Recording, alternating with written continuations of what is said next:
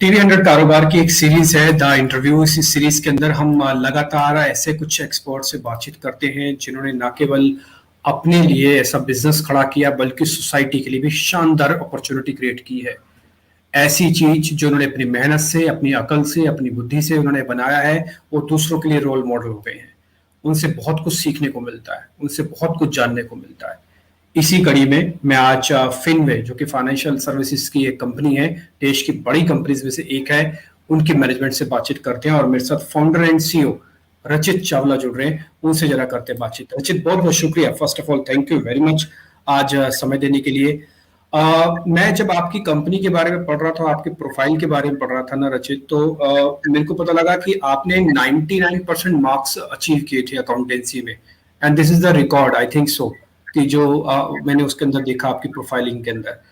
Second चीज कि यही आपको ल्योर कर रहा था कि आप फाइनेंशियल सर्विसेज में जाएं, या आपका फैमिली बिजनेस था कि आपको फाइनेंशियल सर्विसेज में जाना था, आपको वो अच्छा लग रहा था? ऐसी क्या वजह थी जो आप फाइनेंशियल सर्विसेज में आए? और एक और चीज जो मैं आपको कॉन्ग्रेचुलेशन देना चाहूँ, आपकी एज देख के ना कोई भी आदमी आपको अपना रोल मॉडल बना लेगा।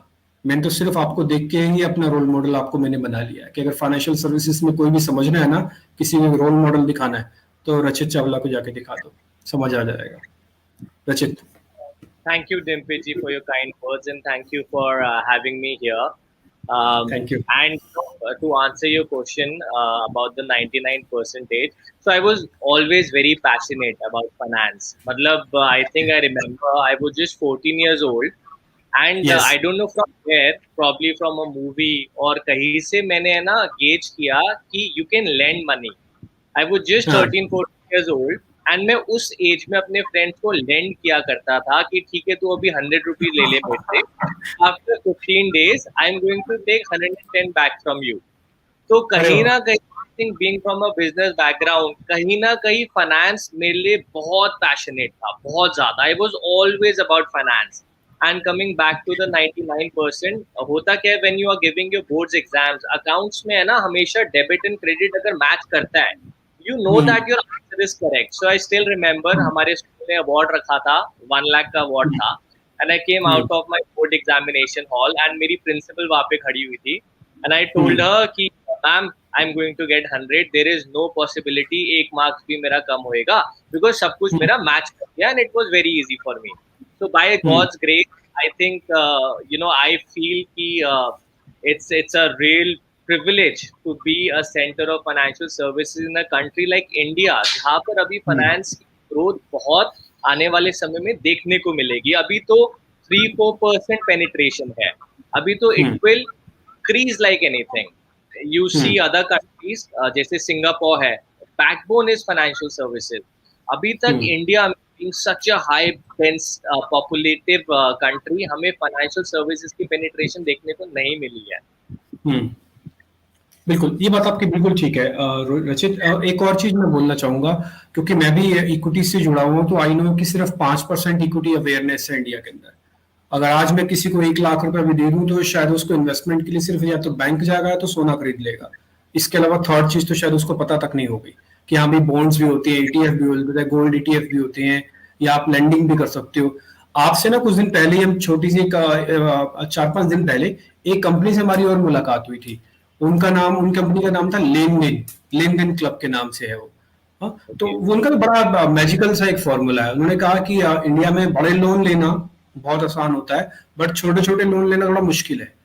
तो हुआ क्या कि उन्होंने एक ऐसा सिस्टम क्रिएट किया जिसमें लेंडर एंड बोरोअर वो एक ही जगह पर आ जाता है। वो उसको सर्विसेज देते हैं और आपस में सैलरीज वाले इनकम अपनी दे देते हैं, और जिनको चाहिए होता है 40-50 हजार, 60 हजार, 70 हजार, 1 लाख तक वो मिल जाता है। Absolutely. In fact, Lenden club हमारे पार्टनर्स भी है, we are working with them. जैसे आई टोल्ड कि फिनवे एक एग्रीगेटर है and we work pan India, तो लेनदेन के साथ भी हमारा एक एग्रीमेंट है जिसके अंदर we also help them acquire customer जो हमारे इकोसिस्टम के बाहर है। तो what happens is, first is banks, then is NBFC। अब सपोज दोनों जगह पर उन्हें क्रेडिट नहीं मिल रहा, third option is peer to peer lending. तो लेनदेन क्लब में क्या होता है, एक साइड पे इन्वेस्टर है, एक साइड पर बोरोअर है, एंड उनकी प्रोफाइल मैच हिसाब से उन्हें पैसा दिया जाता है. So yes, they are also doing very well. Okay, great. रचित, मेरे को एक ना आपकी कंपनी के बारे में जब मैंने वेबसाइट खोली तो मैंने देखा कि इसमें बहुत सारे डिविजन्स हैं. टिपिकली एनबीएफसीज के डिविजन्स होते हैं जो सिर्फ बैंकिंग सर्विसेज नहीं देता बल्कि इसके अलावा सब कुछ दे रहा है. तो मैं आपको बीइंग एज एन एनबीएफसी ही ट्रीट करूं क्योंकि आप इन्वेस्टमेंट्स में, क्रेडिट कार्ड्स में, health insurance, life, personal, business, home, LAP सब में है. सर, तो हम सिर्फ एनबीएफसी नहीं है.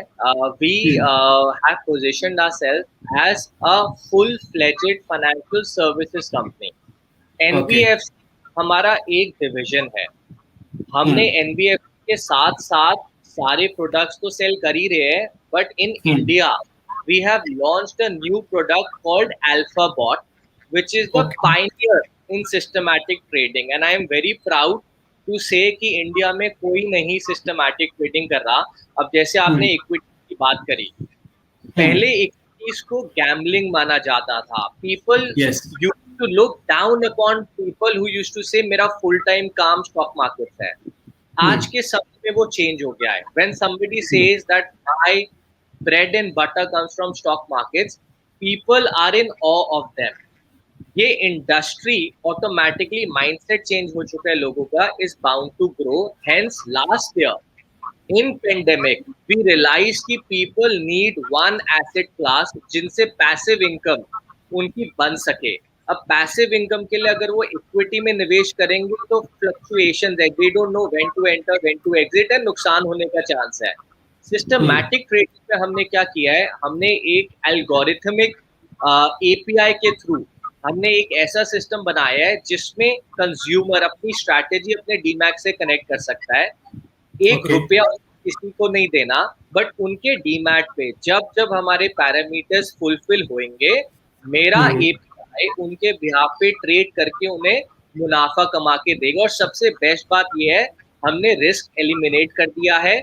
इंट्रा डे स्ट्रैटेजीज बनाई है जिससे कुछ भी नेक्स्ट डे कैरी ना हो सके. जो भी मुनाफा नुकसान है वो एक ही दिन में कट ऑफ होए. और पिछले महीने we were able to give our consumer 7% पर month ROI. So we are very happy कि हम फाइनेंशियल सर्विसेज को इंक्रीज कर रहे हैं. टू आंसर योर क्वेश्चन, हम लोग हर जगह में मौजूद होना चाहेंगे जहां पर भी कंज्यूमर की डिमांड है, जहां पर भी our aim is to empower people financially. तो जहां जहां पर एम्पावरमेंट हम फाइनेंशियली लोगों को पहुंचा सकते हैं, उस तरीके के हम इनोवेटिव प्रोडक्ट्स लॉन्च करे जा रहे हैं कंटिन्यूसली. ओके, ठीक है रचित, ग्रेट. क्योंकि मैंने जब आपके बारे में पढ़ भी रहा था ना, तो मेरे को ये भी पता लगा कि आप एक सेबी रजिस्टर्ड एडवाइजर भी है. तो of course SEBI registered advisor है तो काफी सारे लोग आपसे एडवाइजरी के बिजनेस से भी जुड़ते होंगे. तो आप सिर्फ एक सॉफ्टवेयर को डेवलप कर रहे हैं या फिर एडवाइजरी के अंदर कुछ स्ट्रेटजीज भी देते हैं, जैसे कि ज़ीरोधा ने किया है ना, उसने सेंसिबल बना दिया, या और भी कई कंपनीज हैं. तो उनका मेन बिजनेस क्या है कि एक सॉफ्टवेयर भी क्रिएट कर दो, साथ में पीएमएस भी रखो, एडवाइजरी भी रखो, ये सब चीजें भी रखो. तो आपका एक प्रोपोर्शनेट इनकम के सोर्स या प्रोपोर्शनेट बिजनेस का अगर मैं सोर्स पता करना चाहूँ तो किस किस चीज से कितना कितना बिजनेस आता है? सर, तो अभी हमने क्या सिस्टम किया है, अभी अल्फाबॉट के जरिए होता क्या है, व्हेन यू आर थिंकिंग और talking about advisory, execution is the key.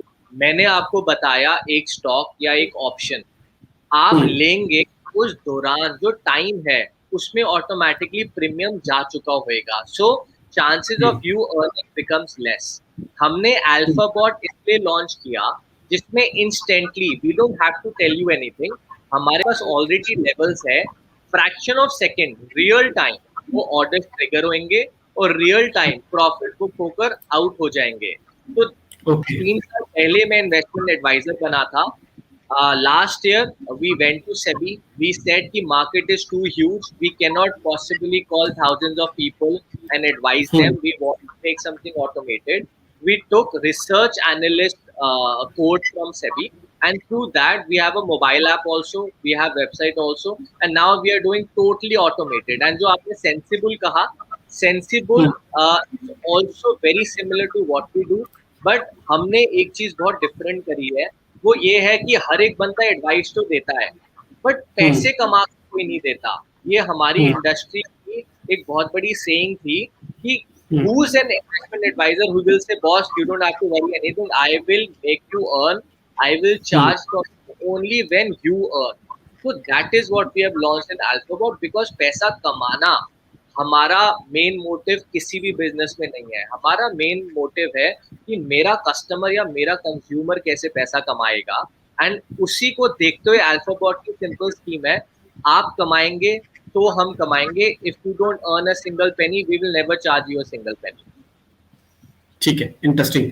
अब क्योंकि रचित आपको भी मालूम है कि धीरे धीरे पेनिट्रेशन इक्विटी मार्केट्स का अच्छे से हो रहा है, चाहे कैसे भी आप समझ लो कि अवेयरनेस बढ़ रही है या लोग टेक्नो सेवी हो रहे हैं या आप एड्स आने लग गए, इन्वेस्टर अवेयरनेस थोड़ी बहुत होने लग गई है.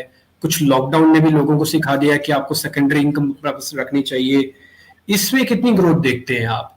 क्योंकि और डिविजन जो मैं आपका देख रहा हूँ, जैसे आपने कहा कि NBFC is one of our part, इसके अलावा हम बहुत अलग अलग सर्विसेज में भी है. तो एनबीएफसी की सीएजीआर कितनी आ रही है, मार्केट की सीएजीआर में आप कितना ग्रो कर रहे हैं और आपका प्रेफरेंशियल ऑर्डर क्या है? आप एनबीएफसी वाले पार्ट को और तेज बढ़ाना चाहते हैं, मार्केट वाले पार्ट को और तेज बढ़ाना चाहते हैं? सर हमारी actually every division has a CEO. So मेरा कभी भी ऐसा नहीं रहा कि मैं इस डिवीजन को प्रेफरेंस दूंगा, इस डिवीजन को नहीं दूंगा.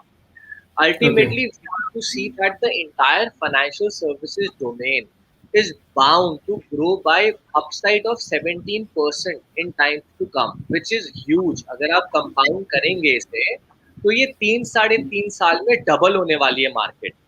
तो every single CEO of my vertical is well position कि कैसे ग्रो करना है. डिजिटल मार्केटिंग सबसे ज्यादा कोर है हमारी ग्रोथ के पीछे. एक कंज्यूमर हमारे पास आता है, अगर उसे सर्विसेज चाहिए, मैं आपके एग्जांपल लेता हूँ दीप. आई एम श्योर कि आपके पास इंश्योरेंस भी है, आपके पास लोन्स भी है और आपके पास इन्वेस्टमेंट भी है. बट अनफॉर्चुनेटली आपने ये तीनों चीजें अलग अलग कंपनी से ली होंगी एंड अलग अलग टाइम पर आपको केवाईसी डिपॉजिट करने की जरूरत पड़ी होगी और एक्सरसाइज दोबारा करने की पड़ी होगी. हमने एक वर्स बना दिया है जिसमें once you are our customer, हम आपसे दोबारा डॉक्यूमेंटेशन नहीं लेते. We recognize you that you have already done that exercise once with us. Now you don't need to do anything. जिस तरीके का प्रोडक्ट चाहिए उस तरीके का प्रोडक्ट हम आपको देंगे, आपको रियल टाइम अलर्ट देंगे. हम बहुत ज्यादा डिपेंडेंट है टेक्नोलॉजी पे एंड स्केलेबिलिटी टेक्नोलॉजी से आएगी. I am looking at growth rate of 25% CAGR across my verticals because ऐसा नहीं है कि NBFC ग्रो करेगी तो दूसरा कंपनी या वर्टिकल पे हम ध्यान नहीं देंगे. इक्वली हम हर जगह दे रहे हैं. बट जो एल्गोरिथमिक या सिस्टमैटिक ट्रेडिंग है that is a global business. जैसे यहाँ पर सेबी है, दुबई या यूएस में इतनी स्ट्रिक्टनेस नहीं है लाइसेंसेस की. तो Alphabot will become our first stepping stone जो हमें ग्लोबल कंपनी बनाएगा, which is bound to happen in 1 quarter's time. So I'm very excited कि जो कंपनी मैंने दिल्ली से स्टार्ट करी थी वो पैन इंडिया हुई last year and now I will be proudly saying it's a global company because everybody from outside of India will also be able to earn certain amount of money by becoming a partner with us. ठीक है रचित, great. रचित, एक और चीज है, जैसे हम मार्केट्स में कई पार्टिसिपेंट्स आपस में बातचीत करते हैं कि now there is an division in the terms of a technology learning है. हो क्या गया है कि जिनके पास फंड्स है, जिनके पास रिसोर्सेज है, जिनके पास टेक्नोलॉजी का एज है, वो आर्टिफिशियल इंटेलिजेंस पे आ चुके हैं. वो बहुत सारी चीजें वो ऐसे इस्तेमाल कर रहे हैं जो मार्केट के अंदर आपको हम एल्गो ट्रेड भी कहते हैं. एल्गो ट्रेड के खुद से सॉफ्टवेयर भी डेवलप किए, ऑल्दो अभी तक सेबी की गाइडलाइंस नहीं आई है, बट इस पार्ट ऑफ दिस की उन्होंने एल्गो यूज करना शुरू किए. नाउ एक रिटेलर रह गया जो ज्यादा टेक्नो सेवी भी नहीं है, वो सब आज भी अपने क्लासिकल थॉट प्रोसेस जो कि टिप्स के धंधे पर बिलीव करता है कि मेरे को व्हाट्सएप पे टिप आएगी, उसका एक स्टॉप लॉस होगा, उसका एक टारगेट होगा, मैं उसके एग्जीक्यूशन पे आ जाऊंगा. ये डिवीजन अभी रहने वाला है या डिवीजन ये कुछ दिनों में खत्म हो जाएगा? इसको आप कैसे देखते हैं? क्योंकि अवेयरनेस तो है लेकिन एक सर्टेन प्रोपोर्शनेट तक ही अवेयरनेस है, ये सब लोगों तक पेनिट्रेट नहीं हो रहा. मार्केट भी अपने आप में डिवाइड हो चुका है. सर सो आई थिंक दीप हमारा टारगेट लॉन्च करने का अल्फाबॉट ही ये था कि हम इस डिविजन को मिटिगेट करें. There is a saying that rich will continue to become richer and poor will have a difficult time to change their environment. उसका रीजन क्या है? अब स्टॉक मार्केट में जैसे सेबी ने अपने मार्जिन इंक्रीज कर दिए, that is actually against retailer. So retailer already उसके पास कम कॉर्पस है, वो कम कॉर्पस से कोशिश कर रहा है मैक्सिमम आउटपुट लेने का, बट अगर मार्जिन इंक्रीज हो जाएंगे देन अगेन उसकी आरओआई हिट होएगी. हमने ये क्या स्टेप्स लिए हैं रिटेलर्स को एम्पावर करने के लिए, वो ये है कि हमारी एक स्ट्रैटेजी मिनिमम 50,000 रुपीज से भी चलती है. अब आप ओके. इमेजिन करिए कि आप एक मिलेनियल है जिसने अभी अभी कहीं पे जॉब करना स्टार्ट किया है, and you have access to all the books in the world which says कि भाई पैसिव इनकम अगर होएगी तभी वेल्थ क्रिएट होएगी. अब आप हर महीने 50,000 रुपीज मैनेज करते हैं सेव करने के लिए, और आप चाहते हैं मैं पैसिव इनकम क्रिएट करूं. मैं आपसे पूछना चाहूंगा दीप जी, 50,000 में इंडिया जैसी कंट्री में कोई एसेट क्लास है ही नहीं जहां से पैसिव इनकम क्रिएट हो सके, because properties are sky rocketed. आप ये नहीं सोच सकते कि कोई प्रॉपर्टी खरीद लूं एंड उसे लीज आउट कर दूं, दैट्स इम्पॉसिबल. तो ये गैप को मिटिगेट करने के लिए हमने 50,000 रुपीज की स्ट्रैटेजी दी है, जो हर साल आपको 30 to 36% का, जो बैक टेस्टेड डेटा हमारे पास है 20 ईयर्स का, 30 to 36% की रिटर्न दे रही है irrespective of market goes up और market goes down, because we act like a hedge fund. तो उसमें वो जो रिटेलर है या फिर वो जो इतना बहुत कैपिटल लेकर नहीं बैठे, they will get an edge because we are offering them something जिनसे उनकी पैसिव इनकम क्रिएट हो सकेगी. एंड अगर कोई डिसिप्लिन से अब अगले 5 से 10 साल इसको कर ले, I am sure they are bound to change their fortune, because compounding बहुत क्विक एक्ट होता है. I don't know how many people have witnessed. I mean आप 7 ईयर्स का डिसिप्लिन लगाओगे ना, यू विल बी अमेज्ड कि 8th ईयर 9th ईयर से आपकी सिग्निफिकेंटली वेल्थ क्रिएट होएगी. So it is all about being disciplined. It is all about choosing the right decisions. It is all about ensuring that every month आप उसे invest करते रहो और returns को compound करते हुए, देन ये जो गैप है ये कम होना डेफिनेटली स्टार्ट हो जाएगा. बिकॉज टेक्नोलॉजी आज की डेट में हमने जो अवेलेबल करवाई है, that doesn't cost you anything. 50,000 से आप यूटिलाइज कर सकते हैं and you can create a decent corpus out of it. ठीक है रचित, एक और चीज, क्योंकि आप सेबी रजिस्टर्ड भी हैं, आप एडवाइजर भी हैं, और मैं आपको एक इनोवेटर भी बोलूंगा in the terms of technology whatever you are doing. एक चीज की हमेशा मार्केट के अंदर मेरे को भी कमी दिखती है, बीइंग एज एन एंकर मैं देखता रहा हूँ और मैं लोगों से भी मिलता रहा हूँ. उसमें ये चीज रही है कि लोगों को ना आज भी right information on the right time नहीं मिल रहा है. या तो थोड़ा डिले हो रहा है, या तो थोड़ा पहले ही मिल रहा है, या तो वो थोड़ा मिसमैच है, इन द टर्म्स ऑफ मिसमैचिंग है. जैसे भी आपने कंपाउंडिंग का एग्जांपल दिया कि 7 साल आप डिसिप्लिन रखो, 8 साल को आपको अमेजिंग रिटर्न आएगा. लेकिन मार्केट की वॉलिडिटी, मार्केट का बिहेवियर, मार्केट का कलर, मार्केट के और लोग या उसकी नॉइज, वो आपको 7 साल का डिसिप्लिन ही नहीं रखने देती. एक्चुअली कई लोग रखते हैं, बट मार्केट की इतनी नॉइज होती है उनको 7 साल का डिसिप्लिन नहीं रखने देती. तो मेरे को आपसे सिर्फ ये पता करना है कि अगर मैं अगले 2 से 3 साल 4 साल के लिए पैसा कहीं इन्वेस्ट करना चाहूँ, क्योंकि आप एक सेबी रजिस्टर्ड एडवाइजर भी हैं, तो मैं being as an advisor mode में आपसे पूछ रहा हूँ कहाँ पे पैसा लगाया जाए, कौन से सेक्टर ऐसे हैं, कौन से कहीं पे आपको ग्रीन शूज दिख रही है उस समय? सर देखिए, India has a growth story, ये सबसे पहले तो हमें मान लेना चाहिए. और when I talk about discipline, मेरे हिसाब से डिसिप्लिन कहाँ लैग होता है, वो होता है जब आप इमोशनल हो जाते हो अपने पैसे को लेकर. मैं आपको एक एग्जांपल के जरिए बताता हूँ. मैंने बहुत सारे सेमिनार्स में ये बोला है कि you don't need an investment advisor, you only need a vehicle जो आपके लिए रेगुलर रिटर्न्स देगा. एंड मैं हर जगह बोलता हूँ कि आप क्यों म्यूचुअल फंड्स में पैसा डाल रहे हो. अगर आपको पैसा डालना ही है स्टॉक मार्केट्स में, तो आप सीधा इंडेक्स में पैसा डाल लीजिए. उसके आपको 2 फायदे होंगे. सबसे पहला, index is made up of India top 50 companies. वो क्या जीरो हो सकता है? That's impossible. आप लिटरली, वो जीरो होने का मतलब है कि इंडिया में कोई लाइफ नहीं रहेगी तब वो इंडेक्स जीरो होएगा, which is impossible, right? So आपका कैपिटल प्रोटेक्टेड है when you are investing in an index fund. Secondly, आपका कैपिटल पे कोई एक्सपेंस नहीं लग रहा. आप अपने हिसाब से हर महीने निवेश करते रहिए, एंड आपका एक्सपेंस रेशियो इतना लो है सिंस इट इज ऑटोमेटेड. आपको जो एक्सपेंस बचेगा ना वो ही आने वाले समय में बहुत अच्छा अमाउंट बन जाएगा।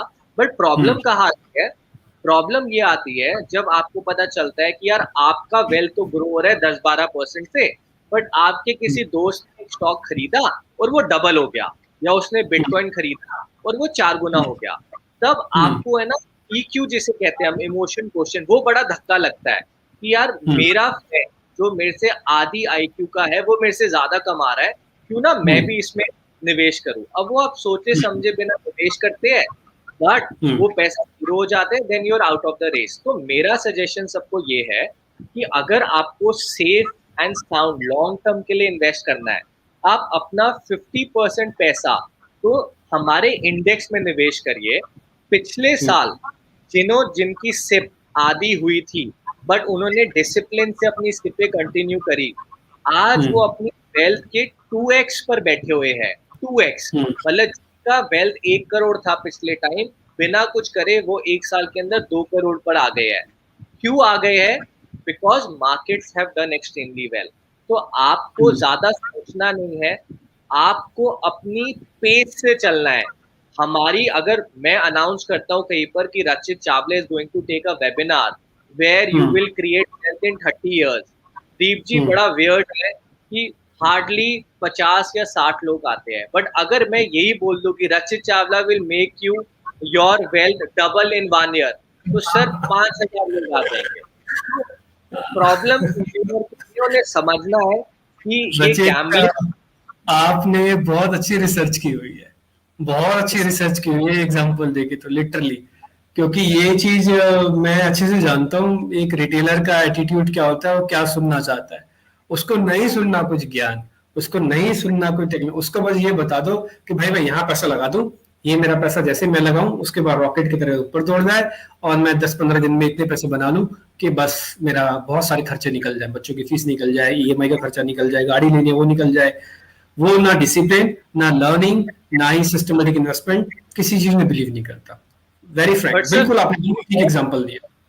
बट सर जो पैसा ग्रो करना है ना, अगर कंज्यूमर मान ले पैसा अर्न करना it's a very boring task, आप ये मत समझो कि हर रोज आपको एक्शन मिलेगा, बट आप अपना एम भूल जाते हो। आपका एम पैसा ग्रो करना है, आपका एम एंटरटेनमेंट नहीं है। अगर आपको एंटरटेनमेंट चाहिए तो वेगस जाइए, गोवा जाइए, कसिनोज में जाइए, but when you are talking about wealth, you have to maintain a certain speed, you have to maintain a certain discipline, but I am assuring everybody on this platform, जो 7 साल के बाद वो compounding देखेंगे वो सारी चीजें भूल जाएंगे। सिर्फ उनको डिसिप्लिन रहना है, अपने डिसिप्लिन से बाहर नहीं जाना। और मैं जनरली अपने ऑडियंस को सजेस्ट करता हूँ, अगर उन्हें बहुत शौक है डबल ट्रिपल ये सब करने का, तो अपनी वेल्थ का 5% वो प्ले मनी बना ले और उस प्ले मनी से जो करना है करे, बट 95% को तो डिसिप्लिन से रखना ही चाहिए उन्हें। ठीक है रचित, एक सवाल और है। अगर जैसे अभी आपने कहा कि एक तो इंडेक्स फंड के अंदर आ जाना चाहिए, जिसको सिस्टमेटिक इन्वेस्टमेंट प्लान करना है वो आ सकता है, और तीसरी आपने जो बात बोली, जो मैंने समरी निकाली है आपकी बात से, वो ये निकाला है कि आप कंपैरिजन ना करें। टिपिकली जैसे बिटकॉइन के साथ हम कंपैरिजन कर रहे हैं, तो ये तीन चीजें तो आपने बिल्कुल क्लियर थॉट बता दिया। Index funds for safety and for regular growth, SIP must है, third with no comparison, with no comparison, कभी कंपैरिजन ना किया जाए। अब आता हूं मैं जरा प्रोपोर्शनेट पे। काफी सारे लोग ये कहते हैं मेरे पास 5 लाख रुपए है, 10 लाख रुपए है, सर हम पूरा मार्केट के अंदर इन्वेस्टमेंट नहीं करना चाहते, आप हमको कुछ और फाइनेंशियल प्रोडक्ट्स भी बता दो। तो मान लीजिए एक एग्जांपल कि मेरे पास 10 लाख रुपया है और मेरी एज करीब करीब 30 साल है, ऑन एवरेज 30 से 35 साल के बीच में हूं, मैं ब्रैकेट में हूं। तो मैं अपने डिवीजन को कैसे करूं, कितना पैसा इक्विटीज के अंदर लगाऊं? ये तो सब लोग जानते हैं कि आपको, आपकी उम्र कम है तो आप हायर रिस्क वाले एसेट्स के अंदर चले जाओ। लेकिन फिर भी आप मेरे से इतना समझ लीजिएगा, मेरे को 8% से ज्यादा चाहिए, मेरे एफडी रेट से ज्यादा रिटर्न हो, आप बस इतना ही मेरा एक बेंचमार्क आप फुलफिल कर दीजिएगा। अब आप मेरे को 10 लाख रुपए बांट के दिखा दीजिए। सर तो अगर आप 30 इयर्स के हैं, मेरे हिसाब से आपका पोर्टफोलियो थोड़ा सा अग्रेसिव होना चाहिए। व्हेन आई से अग्रेसिव, 50 to 60% आपको एक्चुअली इक्विटी में डालना चाहिए। एंड उसका तरीका है, तरीका क्या है? 60% मनी आप निवेश करिए इंडेक्स में, और उसी इंडेक्स के निवेश पर आप मार्जिन मनी ले लीजिए जिसको आप एक सिस्टमैटिक ट्रेडिंग प्लेटफॉर्म पे लेवरेज कर सकते हैं। यानी जैसा अल्फाबॉट जैसा प्लेटफॉर्म है, वो अगर कहते हैं कि साल का आपको 30% तक का रिटर्न आ सकता है, which is very good irrespective of market goes up या डाउन, आपकी पॉकेट से पैसा नहीं लग रहा, तो आपने जो 50-60% इंडेक्स में डाला, उसी की लेवरेज से आपको मार्जिन मिल जाता है, और उसी मार्जिन से सिस्टमैटिक ट्रेडिंग करिए आप। रेस्ट जो आपको 40% बचा है, 20% आप रखेंगे लिक्विड में। व्हेन आई से लिक्विड, लिक्विड आपको 6% रिटर्न देता है सालाना, बट लिक्विड पैसा आपको इंस्टेंटली मिल जाता है। तो अगर कभी भी मार्केट में बहुत सडन क्रैश आता है, आप उस लिक्विड मनी को इक्विटी में ट्रांसफर कर सकते हैं, बट अगर क्रैश नहीं आता तो आप उस लिक्विड मनी को सेव रखेंगे अपने लिक्विड फंड में, जिसमें आपको 6% मिल रहा है। बाकी 20% आप कोई बॉन्ड खरीद सकते हैं गवर्नमेंट का, आप गोल्ड बॉन्ड ले सकते हैं, फिक्स डिपॉजिट ले सकते हैं, जो आपको 7-6% की रिटर्न देते रहे। बट अगर आप टोटल करेंगे ना, तो आपकी रिटर्न इज फिनोमिनल, बिकॉज जो बीच में सिस्टमैटिक ट्रेडिंग का पार्ट ऐड हो गया, उसमें आपका कोई पैसा नहीं लग रहा, आप सिर्फ मार्जिन मनी को एंजॉय करके रिटर्न्स कमा रहे हैं, लिक्विड फंड्स रिटर्न कमा रहे हैं। और अगर आपकी किस्मत अच्छी रही, मैं तो ये मानता हूँ कि जब जब मार्केट क्रैश होती है, लोग कहते हैं oh my god I lost too money, but अगर आप इंडेक्स में है, take it like an opportunity, liquid पैसे को भी इक्विटी में डाल दीजिए, बिकॉज आज मार्केट क्रैश हुई है, 5 साल के बाद ये अपना ऑल टाइम हाई फिर से तोड़ेगी। There is no rocket science. India की जीडीपी इंक्रीज होएगी, इन्फ्लेशन इंक्रीज होएगी, ऑटोमेटिकली रिटर्न्स इंक्रीज होंगी, एंड आपको डिविडेंड से इतना ज्यादा इनकम आएगी कि आपको पीछे मुड़ के देखने की जरूरत नहीं है। ठीक है रचित, एक लास्ट क्वेश्चन और, जैसे अभी आपने ना हमको कंपेयर ना करने के लिए बोला था कि आप कंपेयर ना मत कीजिएगा बिटकॉइन से, लेकिन कईयों के पास ना कुछ फ्री एक्सेस है, से वो इक्विटीज भी जानते हैं, वो कमोडिटीज भी जानते हैं, now they are very low to the bitcoin and the cryptos. तो आप कोई कुछ और लीक से हट के कुछ बताना चाहते हैं कि ठीक है सर्टेन पॉइंट कुछ पैसा बिटकॉइन के अंदर भी डाल दो, क्योंकि ये ऐसी मनी है, एक ऐसा आर्टिफिशियल प्लेटफॉर्म क्रिएट हो रहा है जो कि बहुत अच्छे रिटर्न्स दे सकता है। अच्छा, लोगों ने एंजॉय किए, भले वो स्पेकुलेशन क्यों ना हो, एंजॉय तो हुई है, वो तो फैक्चुअल है। कुछ पैसा कमोडिटी बेस्ड कहीं पे कुछ डाल दें, कुछ गोल्ड ईटीएफ्स के अंदर डाल दें, जैसे भी आप कह रहे थे कि 20% मनी हम एफडी, बॉन्ड्स या फिर ईटीएफ्स के अंदर ले सकते हैं। तो ऐसा मेरे को पोर्टफोलियो इक्विटी से हटकर भी हम बना सकते हैं मल्टीपल असेट्स क्लास का। सर, आपको जो भी करना है, आप अपने पोर्टफोलियो का 5% पैसा को प्ले मनी मान लीजिए। प्ले मनी का मतलब है अगर वो 5% जीरो भी हो गया ना, तो मेरे लॉन्ग टर्म विजन में कोई इफेक्ट नहीं आएगा। मेरी वेल्थ क्रिएशन उस 5% पे डिपेंडेंट बिल्कुल नहीं है। ये 5% आप बिटकॉइन खरीदिए, आप इथेरियम खरीदिए, आप जो आपको खरीदना है आप खरीदिए। क्यों? क्योंकि वो 5% आपने पहले ही डिक्लेयर कर दिया है कि मैं इस 5% सिर्फ एंटरटेनमेंट पे स्पेंड करूंगा। एंड मुझे लगता है बिटकॉइन जैसे एसेट क्लासेस जो एक एक दिन में 30% ऊपर और 30% नीचे, वो एसेट नहीं मान सकते उसको। हाँ, एंटरटेनमेंट जरूर है कि आपका पैसा कभी 30% बढ़ रहा है, कभी 30% घट रहा है, तो आप उस 5% रचित, मैं आपकी बात को इसलिए भी एंडोर्स करूंगा क्योंकि वो तो आजकल ट्वीट से चलते हैं। हाँ, एलन मस्क ने ट्वीट कर दिया तो ट्वीट से चलते हैं, देयर इज नो बेस, उनका तो कोई रिदम ही नहीं है, कोई बेस ही नहीं है। एग्जैक्टली, तो उसे हम एसेट क्लास कहना बहुत डेंजरस है हमारे लिए। बट आई अंडरस्टैंड कि होता क्या है, एक है ना यूफोरिया क्रिएट हो जाता है, आपके नेबर बताते हैं आपको, अरे you are not doing anything, मैं तो देख कहाँ से कहाँ पहुंच गया। ऑल दो जब एंड में वो सारे पैसा लूज कर रहा है तो नेबर आपको बताने बिल्कुल नहीं आएगा। ये एक ह्यूमन बीइंग की टेंडेंसी है। तो आपको अपना डिसिप्लिन रखना है। 5% पैसा नेबर के कहने पर कहीं पर भी लगा दो, बट 95% पैसे को प्रोटेक्ट करके रखो, क्योंकि अगर आपके पास कैपिटल ही नहीं होएगा, प्रोटेक्शन ही नहीं होएगी, तो वेल्थ क्रिएशन पॉसिबल है ही नहीं इस लाइफ में। ठीक है, इंटरेस्टिंग रचित, बहुत अच्छा लगा आपसे आज बातचीत करके, एंड बिल्कुल थॉट प्रोसेस आपका क्लियर है। जैसे मैंने आपसे पहले ही आपको कहा कि मैंने आपको देख के मैं आपको अपना रोल मॉडल भी मान सकता हूँ, और आपकी बात सुनकर तो मेरे को और पक्का हो गया कि आपका रोल मॉडल बिल्कुल माना जा सकता है। और काफी सारे लोग मानते भी होंगे। ऐसा मैं कुछ नया नहीं बोल रहा, बहुत सारे लोग आपको मानते भी होंगे। रचित, थैंक यू वेरी मच, आपने टाइम निकाला आज और बातचीत हुई। एंड हम लोग जल्दी आपसे मुलाकात भी होगी, मैं आपसे एक बार फिजिकली में आपसे रूबरू होंगे और फिर कोशिश करते हैं कि फिल्म के साथ कुछ बेहतर अच्छे से कुछ हम डिजाइन करके लोगों तक वो सारी बातें पहुंचा पाए जो टिपिकली आप भी चाहते हैं वो बातें पहुंचे। बहुत बहुत Thank you for शुक्रिया। your thank you for your kind words. Thank you so much. It was a pleasure. Thank you Rachit, thank you very much for this sir, thank you